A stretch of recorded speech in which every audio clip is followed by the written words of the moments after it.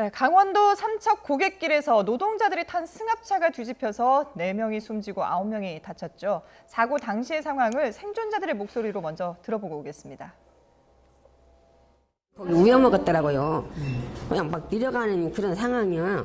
그러더니 아유 이게 말이 안 된다고 그러자마자 그 삽시간에 일이 벌어진 거예요. 나 좀 꺼내줘.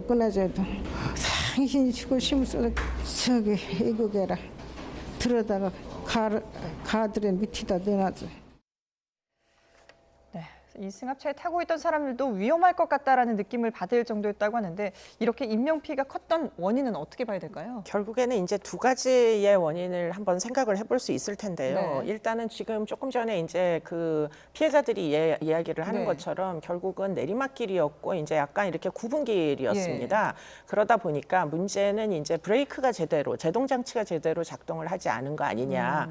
또 이제 기사분이 제동 장치가 좀 잘 작동이 안 된다고 이야기를 했던 것을 누군가가 들었다. 네. 이렇게 이제 증인 진술이 있어서 아마 그 부분이 한 가지 중대한 이유가 될 것이고요. 또 예. 한 가지는 이제 가드레일입니다. 네. 가드레일이 그러면 지금 이제 아마도 부딪혀서 튕겨 나간 것 같이 보이는데 그러면 가드레일이 튕겨 나갈 때 좀 아주 강도가 세면은 네. 사실은 저렇게까지 구르거나 하지 않아서 사상자가 좀 줄었을 수 있을 것 같은데 문제는 가드레일이 비교적 굉장히 좀 약한 것이 아니었나 네네. 이런 이제 추정이 가능하죠. 예, 지금 교수님께서 이제 두 가지 원인을 분석을 해주셨는데 일단 이 브레이크 이상 부분을 놓고는 좀 얘기가 여러 가지 얘기들이 나오고 있습니다. 일단 뭐 앞서 말씀하신 것처럼 증언도 있습니다만은 이게 도로의 스키드 마크라고 하죠. 이 그런 자국들 제동을 한 자국이 없어서 혹시 과속이 아니냐 이런 분석도 나오고 있더라고요. 운전자가 사망했기 때문에 조기에 사고 원인을 밝히는 데는 어려움이 따릅니다. 네네. 그렇지만 차차 수사를 통해서 그 사고 원인을 밝혀나가야 되는데 예. 스키드 마크가 없었다는 점은 원래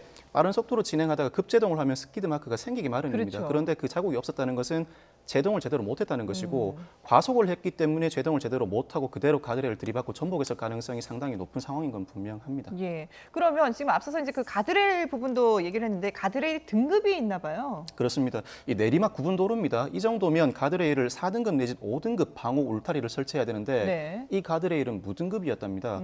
원래 1997년부터 방호 울타리 지침이 만들어졌고 네네. 설치 등급 기준이 강화돼가는 추세였는데 왜 이렇게 무등급으로 방치해뒀을까? 예. 도로관리사업소 관계자의 진술은 평소 이 지역이 교통량이 많지 않고 예산 부족 문제 때문에 사실상 방치될 수밖에 없었다라고 진술을 하고 있습니다. 그렇군요. 그러니까 이게 좀 원인이 사고 원인이 여러 가지 복합적으로 좀 얽혀 있다라는 생각이 드는데요. 거기다가 이게 지금 원래는 3시간이면 도착할 거리였는데 운전자가 길을 잘못 들어서 6시간이나 걸렸다고 하니까 이 운전자가 조금 마음이 급해서 더 속력을 낼 수도 있었겠다라는 생각이 들거든요. 네, 지금 이 사건에서 제일 크게 이제 의문이 갖는 부분이 이 네. 운전자 요인입니다. 예. 지금 이 운전자가 사실은 지금 이 그 지역을 제대로 좀 알고 있지 못했던 거 아닌가. 왜냐하면 이게 또 밤늦은 시간대고 새벽 시간대였어요. 네. 그러다 보니까 길을 잃고 거의 한 뭐 3시간 걸릴 길을 네. 2배를 헤매고 돌아다니면서 이제 상당 부분 이제 피로감 같은 게 틀림없이 있었을 걸로 보이고요. 네. 그리고는 또 한 가지는 이 지금 운전자가 10년 전에도 비슷한 사고를 냈던 그러게요. 사람입니다. 그러다 보니까 이 제대로 이 승합차를 정비를 할 줄 모르는 사람 아니냐 이런 생각도 해볼 수 있는 게 그 네. 10년 전의 사고가 사실은 승합차를 몰다가 굴착기와 추돌을 해가지고 예. 5명이 숨진 사고입니다. 그런데 그때 그 당시에 불구속 입건만 되고 네. 별다른 조치를 받지를 않았었어요. 그러다 보니까 아마 경계심을 충분히 갖지 못한 채 예. 여전히 그와 같은 상태로 계속 승합차를 뭐 이 시골 지역에서 이리저리 몰고 다니면서 예. 이 지금 또 과적이나 마찬가지입니다. 원래 인원이 15인승이에요. 네. 그런데 지금 16명이 지금 타고 있었기 네네. 때문에 지금 이 뭐 승합차 같은 경우에는 무게 중심이 상당 부분 또 좀 일반 차보다는 위에 있지 않습니까? 그런데 뭐 과적이면은 사실은 사람들이 더 많이 타게 되면은 네. 그러면 그런 것들이 아마 균형을 잃는데 지배적인 영향을 미쳤을 거라고요. 그렇기 때문에 아마도 운전자의 이제 부주의와 예. 뭐 과실 이 부분을 사실은 배제하기는 무지하게 어려울 걸로 보입니다. 예. 그 15인승 승합차인데 한 명이 더 탔단 말이죠. 이런 부분들도 영향을 미칩니까? 15인 승합차 한 명 더 타도 됩니다. 그 자체가 도로교통법 위반은 아닌데 15인승임에도 불구하고 많은 인원이 타고 있다는 것 자체가 탑승객들의 피로도가 굉장히 높아지고 네. 실제로 사고가 발생했을 때 제때 대처를 못합니다. 안전벨트를 또 안 맬 수도 있잖아요. 그렇죠. 예. 즉각적인 반응, 네. 반사 반응이 충분히 더뎌지기 때문에 사고가 더 크게 발생할 충분한 개연성이라고 볼 수 있겠습니다. 그렇군요.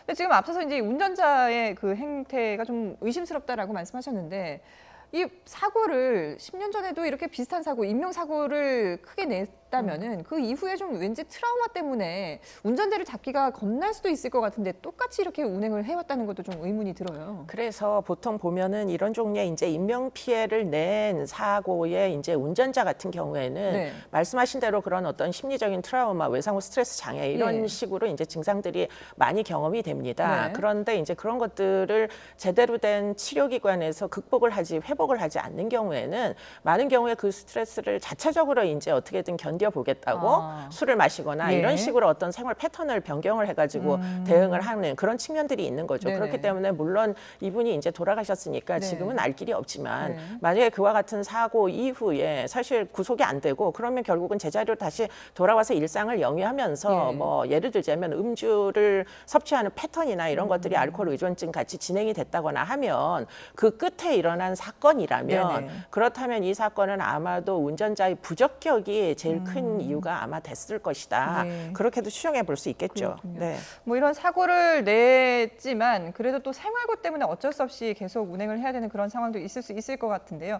근데 이번 사고를 보면 전반적으로 단순 교통사고로 그칠 것이 아니라 이게 고령화로 우리 농촌의 일손이 부족하다 보니까 이런 사고가 또 야기된 게 아닌가 그런 생각도 들어요. 통계청에 따르면 지난해 우리나라 농가 인구 231만여 명 중에 65세 이상이 103만여 명, 즉 44.6%를 차지하고 네네. 있습니다.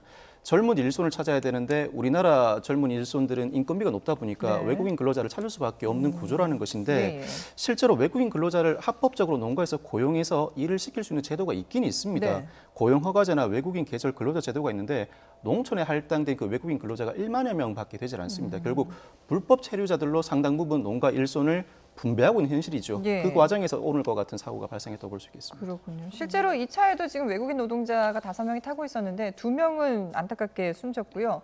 그리고 3명은 구조를 하고 사라졌다고 해요. 네, 뭐 지금 불법 체류자 신분이 이제 들통이 나면 네. 결국은 본국으로 이제 돌아가야 될 수도 있기 때문에 아마 치료를 받지도 않은 채 도주한 것으로 보입니다. 네네. 그렇기 때문에 아마도 이 불법 체류자들이 지금 이 사건에서처럼 지역의 이제 노동 인력들을 대체를 하는 그런 뭐 임시 집들을 이리저리 표류를 하는 것 같은데 네네. 그 숫자가 도대체 어느 정도 되는지를 사실은 좀 파악을 해서 그에 대한 어떤 대응이나 예. 어쨌든 지금 이런 식으로 불법 체류를 뭐 하는 사람들 중에 정말로 뭐 노동력이 필요한 그런 이제 상황이라면 네. 비자 그 신분을 바꿔줘서 노동을 할 수 있게 비자 신분을 바꿔줘야 그래야 좀 더 안전하고 네. 의료적인 지원이 되는 상태에서 노동을 또 할 수가 있으니까 그런 부분에 대해서도 조금 뭐 어떻게 보면 필요가 있고 네. 수요가 틀림없이 있다면 네네. 그것의 현재로서의 어떤 불법의 조건들을 합법이 테두리 내에서 포섭할 수 있는 이런 방식으로